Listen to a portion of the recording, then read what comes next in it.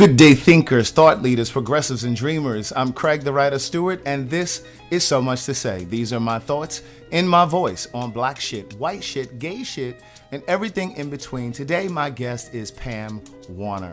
And you may not know her name, but you absolutely know the name Malcolm Jamal Warner. He played Theo on the 80s show, The Cosby Show. And so I wanted to have her on today because I wanted to talk to her about her life prior to The Cosby Show, what her life became as the parent of a child star, and of course, I want to get her take on Mr. Cosby himself. So please go ahead and share this podcast. Let your friends, your family know that this show is here. We're available for free in Apple Podcasts, SoundCloud, Spotify, Google Play, Stitcher, TuneIn, YouTube, wherever you can listen to podcasts. And remember to hit the subscribe button. If you'd like to advertise with So Much to Say podcast, shoot us an email at somuchtosaypodcast@gmail.com. Visit us at www.craigthewriterstewart.com. Enjoy. This is very personal work for me. Politics. I believe I was called to tell my story, use my voice, be a voice for the community, to speak to and for a community of people that's been ignored, denied, overlooked. Religion. This is my life's work. Religion. I want to use words to uplift, heal, inspire, encourage. Do something different. Every Monday at 10. So did you start off as his manager at the beginning of his career? No, I didn't. I didn't. I had another manager, and as time went on, Malcolm started at a playhouse in Los Angeles called the Inglewood Playhouse. Mm-hmm. And the gentleman that was the director of that playhouse became his manager and went with us to New York. I did not really understand that. Mm-hmm. I mean, I understood it, and I felt good that he was coming with us, mm-hmm. but all of the dynamics I didn't clearly understand. Okay. And with time I did. Right. And with time I had to let him go. Right. So how old was he when you let him go? How old was Malcolm when you let the manager go? 14. Okay. He started the show when he was 13. Okay. So he was with us for a year, okay. and then I let him go. So how did Malcolm get into acting? Was it something he had done long before 13? Oh yes, he Okay. had been in children's theater for years. Okay. I had put him in children's theater. Okay. And so what were you doing? Were you working? I was a student. I was working on my I would always work. I'd get a job and work, and then I would get tired of not being promoted because I didn't have a degree. Uh-huh. Then I would go back to school and work on my degree. Then I'd get tired of being broke, and revolving door. Uh-huh. And so the last 2 years, I just said, we're going to eat beans and rice every day, but I'm getting this degree. Yes. Because my son was getting older. Uh-huh. He was going to be going into junior high school, and there are things that children need. Right. And when I was a kid, there were things that I wanted and needed and did not have. Uh-huh. And I didn't want him to go through that. So I knew that whatever I was going to do, I had to hurry up and get my act together so that I could provide for him the things that a teenager needs. Mm-hmm. Not everything. Right. What they need, not what they want. And are you guys from LA?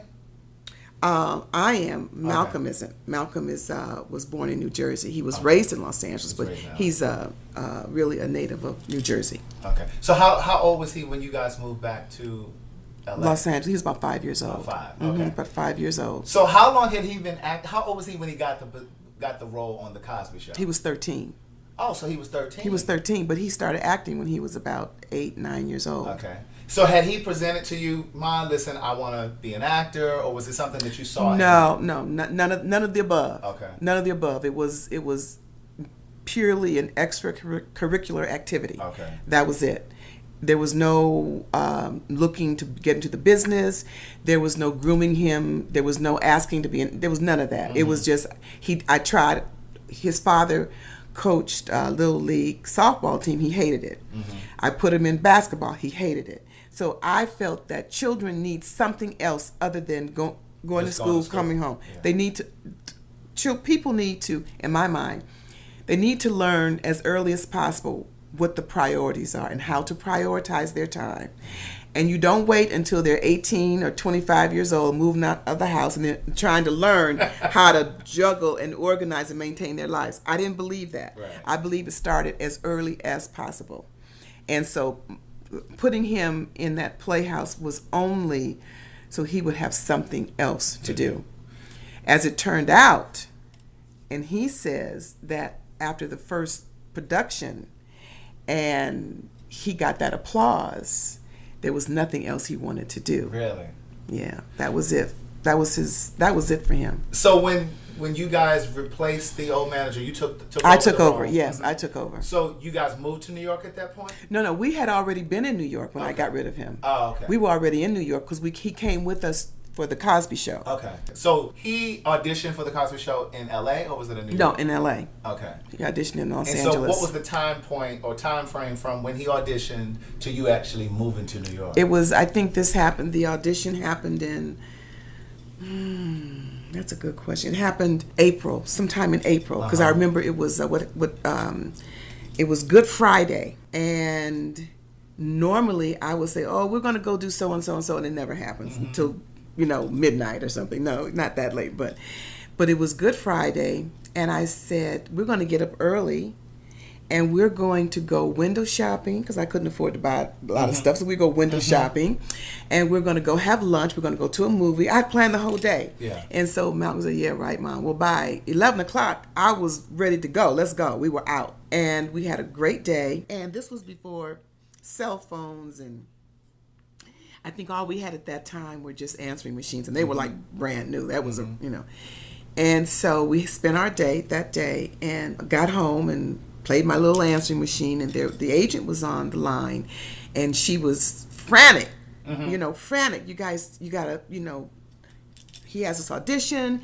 and this is about 5 o'clock. They're getting ready to close, and I'm living in the jungle, and we had to go to Hollywood. I stayed in the jungle for a brief moment. Go ahead. We lived in the jungle, and so we had and she was begging them, please, you got to see this kid. You got to see this kid. Please, just wait.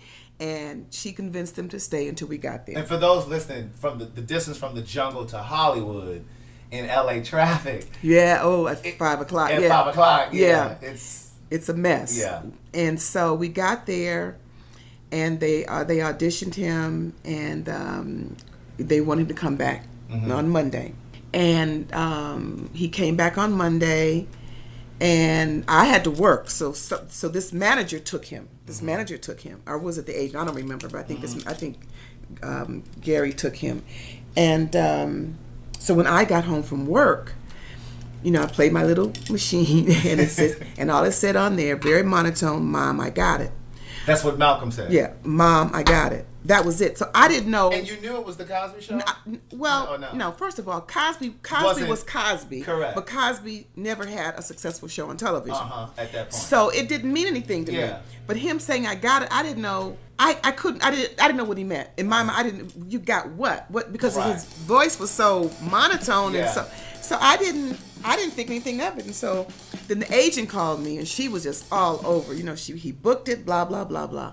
And I'm like, okay, I never got excited because I didn't know what I was getting excited about. I didn't understand. See, that wasn't my end game to be in that world. I'm just finished struggling getting my degree, and I'm about getting a job to take care of my kids. That's my focus, And so because Bill had never had any really successful shows, I'm like, well, I could always come back. That was before computers. Right. I can always come back and get a job typing because I was an excellent typist. So I sublet my apartment, and we went, to New York. So how did you find an agent? Like, because I'm sure there are people. No, he already had an agent. He had an agent from the years of working in the Playhouse. Yes, she came to me. She came to me about a year or so before I graduated. The first year she came, and she went Miriam Baum, and she said, I really want to sign him. He could, blah blah blah. I said, no, I'm working on my degree, and I don't have time to take him. Take him to auditions and stuff. Right. So she came back the next year, and I had graduated. I had my own little small business, and I said, okay, for shits and giggles, we'll do it. And it just kind of, it was like something like ballet classes, or piano lessons. It was just not. It wasn't in the vision of, okay, we're going to do this so that one day you can be on television. Television was not the focus. So when you did finally sign with the agent, what does that mean? So does it mean that they're just going to send you on auditions? Do you pay a fee to be with an agent? Well, that's one thing that in writing my book that I want to, one of the books I want to write is a handbook for parents to kind of give them a direction and what is called for. You never ever pay an agent, a manager ever, unless you've worked. Right. If you haven't worked, you don't work, you don't get paid, they don't get paid. Right. And there are a lot of scams where they require people to pay them a fee, and that's not. Or to pay for pictures. No, you have to pay for pictures, but they steer you to their friends, and they get a cut of it. Right. So I always tell people, find an independent. Photographer. Don't use their photographer. You can look through the site of kids, and you can see what kind of shots you would like, and you can direct your independent photographer to do that. So this way it's clean, because there are a lot of layers to stuff like this, and a lot of payoffs. Right. Okay, so now we're in New York, and you've made the decision to replace the manager. Were there any ill feelings because you guys now had this new role and made the choice to replace him? You know what? I really don't even know. Really? And I didn't care. Right. Because it was something that I needed to do to protect my child. Correct. There were things that I saw that weren't right. Okay. And his actions told me that I need to let him go. Yeah. So there was a learning curve for you to figure out like what that managing role would be. Absolutely. How did you figure that stuff out? I've always wondered that about parents. It was instinct, because my total focus is taking care of my child and what is best for my child.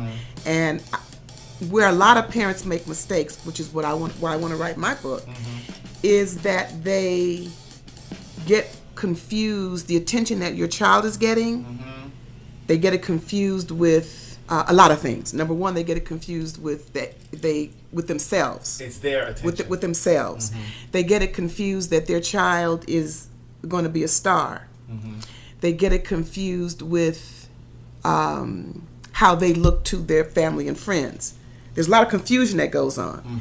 And the real deal is that your child is hired for a job. Now, if the show becomes a success, that's something else. But initially, your child is hired to do this job. It has nothing to do with you. It has nothing to do how you look with your friend. This is your child's, This is whatever monies come from this work is for your child. Not for you to pay your bills with. Not for you to go out and buy a whatever. This is for your child. People get that confused. And that's what I was going to ask you too, because we always heard of those stories of the parents of child stars that used all of their money. Exactly. That's because of the deficits that they may have. When you just doing one show can produce more money than their entire 3 generations of family have ever seen in their lives. Right. And people become excited. Right.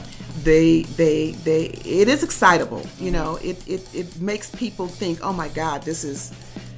But no, it's not. It's not. So you even had to figure stuff out like that. So you had to figure out things like how to negotiate. Did you have to figure out things like that? Like what I did was you are always negotiating, but for me, I understood and realized early on you don't want to be in the front line because you're a parent. You don't want to be in that front line. So I hired a team. Okay. I had the agent. I was the manager. I hired a business manager, and I hired an attorney, and that was their job to do the negotiation. Right. Now, we talk, and I tell them what I want. Right. But on that front line, no, you don't do that. You remain what I call kissy-huggy politics, and let the attorneys and let the business managers duke it out. Okay. And you keep your hands clean, because you're the front person in this team with you and your child, and you always want that to be pleasant, because once you become that parent, that stage parent, you truly do affect your child's career, because nobody wants to work with you because of the parent. When I was managing, because after the Cosby Show, I opened my own practice. And the people that I had the most problems with were the children that I had and their parents. It was the parents. They were just they were dishonest. They would go behind my back and they would get the money sent to them and then not pay me, you know, and that wasn't what was in our contract, Right. you know. So it was just it was the parents, and Right. I know producers who just will not deal with parents because it's the way they present themselves. And so I'm hoping with my book to raise a whole nother crop of stage parent, and I hate that term stage parent, and I hate the term momager. Right. Call me a momager and I'll slit your throat. I hate that term. Because what that does, it takes away your power. And what if it's not a mom doing? What was a father doing? He's a dadager? How dumb does that sound? And the whole thing is about power. And so the power is with the parent because they have the child, and that child is fitting a role that they need for their production. Right. So once you take your power away, you're at a disadvantage. So once, you know, the Cosby Show got going, and, you know, he's on there, of course, every year you get a raise and that kind of thing. How did you determine how much allowance you give him or how much you put away for his future or college? Well, or there's whatever? there's called a law called the Jackie Coogan law. Okay. And you have to put away, it's a mandated law that you have to put a certain amount of money away. So how did those parents that were taking money get around that, or is that was something that came as a result of that? Well, the Coogan law came because of that, because Jackie Coogan, who was a child actor, by the time he reached the age of majority, he had no money. His parents had squandered all of his money. It does not stop parents from doing that. Because they find other ways to do it. You know, are they just straight out ignorance of the law? They don't know. They don't know, and they spend the money. Seems like the onus would be put on the production company if there's a Why? child. Why? That's not their child, not their responsibility. Well, I mean, like it seems like because just like they're required, like when a child is under a certain age, they can't be on camera for a certain amount of hours. Exactly. That's a union. Right. So that's not production. That's union. But it seems like the union should make sure that the money goes into a specific or designated account for a child when they're under a certain age. Well, they do create the account. Some of them, and some of them don't. Still get. But they sometimes. It's not. You know, this is what you're supposed to do. If you don't do it, no one is going to be. There's no watchdog. No, there's no watchdog. Oh wow. There's no watchdog. It's the law. But if you don't do it, who's going to be spanking you to make you do it? So when you first got to New York, where did you live? You had to find your own apartment, or do they give you an advance? How does that work? Hell no. They gave us the whole, because we did not know any better, and there was no precedent for any of us. They gave us $3,500 as a relocation fee. And so, see, this is the thing, when the agent was telling me about, you know, the deal, point to the deal, and she says $3,500 for relocation fee. I said, relocation to where? This show is going to be shot in New York. And I was like, oh my God. So that's when I knew I had to move. I lived with friends. I had a good girlfriend there, and I lived with her. And other people, that little $1,700 to try to find some place to live in New York is like a day at a hotel somewhere. So people had to find, the other families had to find. No one found us housing. We had to do it on our own. So once the show became successful and he was a regular on the show, did any of your He was always a regular on the show. Right. Did any of your relationships change with like any of your friends as the show became successful? Or no, I know what you're getting ready to say. No, not really, because most of my friends were here in New York. I'm here in I'm not here. We're in California. And I had some family members, and I had maybe one or two friends in New York. And I think everybody was so happy for us. Yeah. No, it was the people that were coming. The new people. The new people that I kept away. Yeah. You know, I didn't make any real friendships. I think I made maybe one or two. But because I knew, and no one told me, because there was no one to tell me about this. There was no one that I could talk to about how to do what to do. Yeah. I knew instinctively to keep these people away because they were not trying to be my friends because of me. Right. They wanted to get next to my son, or they Access. wanted to get next to Bill because everybody always had a script. They wanted to, you know. Right. And so I was. So you didn't have like family members that were like, oh, well, maybe we can let you see this, or it was always the new people? No. It was always the new people. Yeah. No, my family.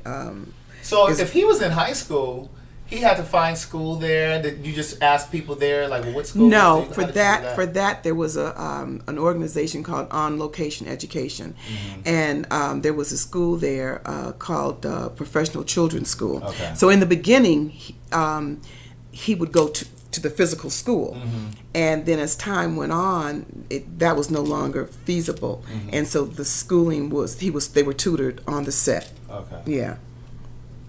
That's awesome. Yeah. So when did it become exciting for you? When did you finally feel like, oh, this is really happening? You know what? I was so in survival mode and having my nose to make sure that all of his needs were taken care of. I don't think I ever got excited like that about it. It was nice to be able to, I don't know. I don't think I ever really got, maybe I had moments after everything was all over of getting excited, like, wow, this was, because when you're so into something, you don't see everything that's going on around you. I think I was kind of like in a bubble of containment of just trying to survive, and make sure that his business was taken care of. That I didn't, I think I didn't take it. I just looked at it very differently. Right. So how did he handle success? Because he is an only child. So how did were there any struggles with him where it became difficult for him as a teenager in terms of like socializing or going out doing like regular things like prom or house parties or that kind of thing? The whole thing about prom was the first time you get dressed up and the first time you ride in a limousine. Well, he'd been riding a limousine for years, so it was no big deal. Right. Any struggles in terms of like dating, people trying to take advantage of No. He was, I think that he understood what was going on. And he chose really nice friends, really good kids, Now, would butter melt in his mouth? It would burn and turn brown, yes. I mean, he had his life. He managed to have a life, a very full life, without acting out in public and having paparazzi catch it. He didn't miss anything. So let me ask you this. He missed nothing. Did he get too big for his britches, as my aunts would say, like with you? Like once he started making money and you had to ever say to him, listen here. Absolutely. Really? Yeah, it's just normal teenage stuff. Right. It would have happened with this, or it would have happened if we were still back in Los Angeles, him going to high school. Right. It still would have happened. Right. It's just normal hormonal changes and things that kids go through. The difference being is that one of the conversations I'd had with him is like, we can go back to LA, but you're going to have a job. So you either do this or you go to Boys and bag groceries. So you choose. I'm fine. I still have an apartment. I know how to type. I can get a job. So you let me know what you want to do, Because then it was just typical teenage stuff where they kind of talk back. Or no. It wasn't that. He never talked back. Okay. But it's the vibe. It was, the vibe, the body language. Malcolm never talked back. He talks back now, but he's almost 50 years old. Right. But no, that we that's good. Didn't do that. Well, that was good. We didn't do that. So how did you decide, like, allowances and stuff like that? Was there ever a thing of, well, Malcolm for years, no, he never asked for money. He didn't? No. Okay. No, there was never, that attitude, that was never that attitude, well, this is my money, I'm making. Right. No, because I allowed him to have whatever he wanted. Right. Like, when the whole thing about wanting a phone, I was like, well, he works every day, why can't he have his own telephone? So he had his own telephone, That was before cell phones. Right. He wanted a car. All kids want a car. So he had an opportunity to give a personal appearance for the Tri-State Honda Association. And they had this camp, all these kids. And so he made a personal appearance. And his fee, his negotiated fee was to get a car. Was to get a car. Yeah. And I kind of sat back. I let him work it out between him and his attorneys to in exchange. That was his first car. Okay. A Toyota, Yeah. A Toyota, whatever it was, one of those. Honda or Toyota. Yeah, right. one of those. That was so his first nothing car. like real extravagant. No. And so were you ever concerned that once he became of age that he would just kind of go and piss off some money? No. No? No, that was never. That's not his personality. Yeah. So would he often come to you and say, well, Ma, I was thinking about buying my first house? Or would he come to you and ask you things like that? No, he wouldn't come to me and ask me. When we moved back to Los Angeles, This is after the show was after done? the show was over, it was he needed his own place. He was 21 or 22, and he needed his own place.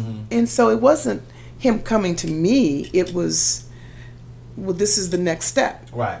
You know, this is the next step of what you what's What you going to do. happen. You know, and yeah. So I'd always heard stories of how Mr. Cosby paid for like everybody's college tuition. Is that true? Was that true? He paid for a lot of college tuitions. He didn't pay for any Okay. of the children's that I know of. Oh, okay. No. Because I think Keisha Napoleon, she lived here for years. I think she still does. But I had heard that he had paid for her to go to Spelman. He didn't need to. Right. He didn't need to do Right. that. Keisha had her own money. Right. She Yeah. had her own money. That's awesome. Yeah, so I think that's a big myth. Yeah. That's a myth. So did you get along with all of the adults on the staff, like Felicia Richard or all of the Felicia other and I were kids? friends. Uh-huh. We were okay. We were okay. You and Felicia Richard were No, I'm not talking about me and Felicia were fine. Oh, okay. With the other parents, see, this is the thing. They had all their children were young. Uh-huh. Malcolm was like 14, 15, 16. And I didn't need to be there. Yeah. They needed to be there because they had basically Young underage children. Yeah. And so there would, I guess if I had have been there like they were there, we would have had a different kind of relationship. But because I was not there, I think the first year I was there every day. The second year, no. I'd come in on a Thursday for tape night, and that was the extent of it. Because I knew, Malcolm knew what the boundaries were. I didn't have to be there to watch him. And I also knew that if something really funky was going on down there, I was going to get a phone call. So I didn't need to be there policing him. Because of our relationship, he knew what to do. I didn't have to be there. Yeah. You know. So what was your life when that was happening? Because you're now in New York. So like I'm in New York. Yeah, my work was a lot of work because I'm working on his business, with his affairs, whatever speaking engagements or appearances. Yeah. Juggling all that, Right. and just making a home for him. Making a home for him. So Cooking when dinner. you guys were in New York, did you guys live together the whole time in New York? Yeah, for the Okay. most part. Until when he got about 17, I started kind of leaving him and coming to New York for business. I mean, coming to LA for business or whatever I wanted to do or whatever I wanted because I felt safe that I could leave him. Yeah. Now, did he have people in the house and have parties and all shit? Like, yeah, he did.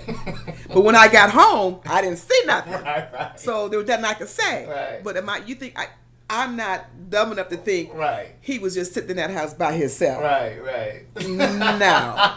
No. So are you in touch with any of the people from that show? Or No. Is he in touch with any of those people? I think he and Keisha have a relationship. Okay. I think he's in touch with Raven? Raven and with Lisa. Okay. Tempest lives in our area In California.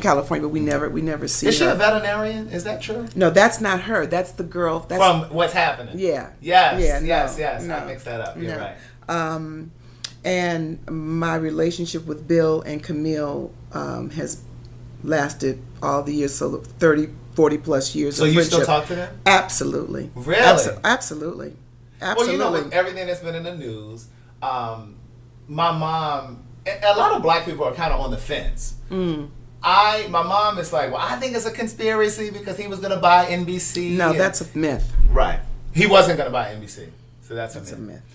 Who's the person you know? I'll let you just say whatever you want to say about it. He was wonderful. He was a wonderful man. Every year every Christmas when they had special events. I was always included because they were adult events, so he wasn't. But Malcolm had a very close relationship with all the kids. We were like, it was like family, and we still, even more so now, it's family. Yeah. We're family. Right.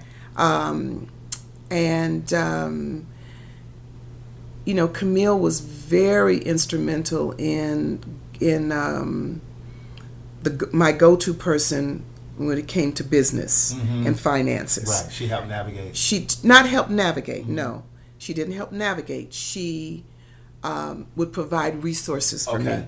Put you in touch with. Yes, she would provide resources for me. She never said, "Well, you should do this," and you should. She never did that. Right. She'd say, "Well, this is the person I think you should talk to. You should talk to this person about that," because she did not want. What if what she suggested to me didn't work for me? Right. It might have worked for her. Right. Right. So while she was my confidant in that sense, she never navigated. Right. How did you get to meet her? Would she come to the set sometime, or you would meet her at those special events and things? No, Bill introduced me to her, to people that he was close to. He introduced me to. Right. And just kind of brought us. It was like to put his arms around us and just brought us in. That's my experience. He was always, and for Malcolm, while Malcolm's people always would say, was he like a father to him? And Malcolm was real clear, no, I have a father. I have a father. His father was very much present in his life. Now, he and I were divorced, but he and I were the best of friends. Yeah. So he was not without a father. Right. Bill provided for Malcolm the example of how to be in the business, how to walk in this business, being a black man, which is very valuable, and what Bill, people have a professional life, they have a family life, they have a personal life.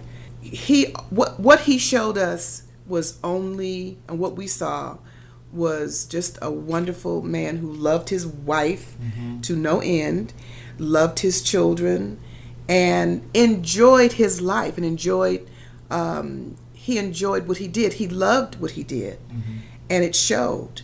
He was very generous.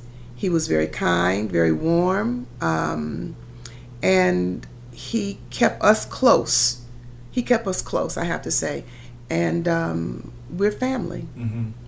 So when he lost his son, Ennis Cosby, some years ago, what was that like for you? Like what? Well, what happened was that night, Malcolm and I had been hanging out, and I left him there at the club we were in, and I don't know, someone called me, or was it on the news? I don't remember how that happened. I think somebody called me from New York that they found a Cosby Kid.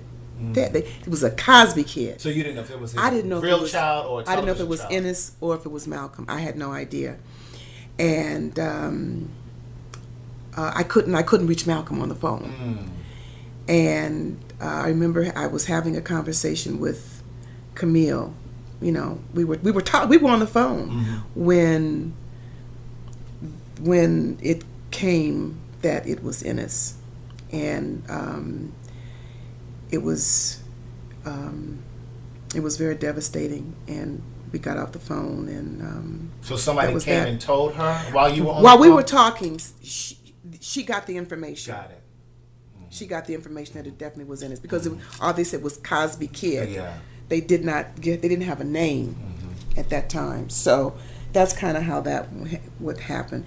We were also really close when the Gulf War broke out, and they were sending our kids to war, and we were both like, what are we gonna do about our kids? Well, because of the children's upbringing, they were brought up as Quakers because they went to Quaker schools.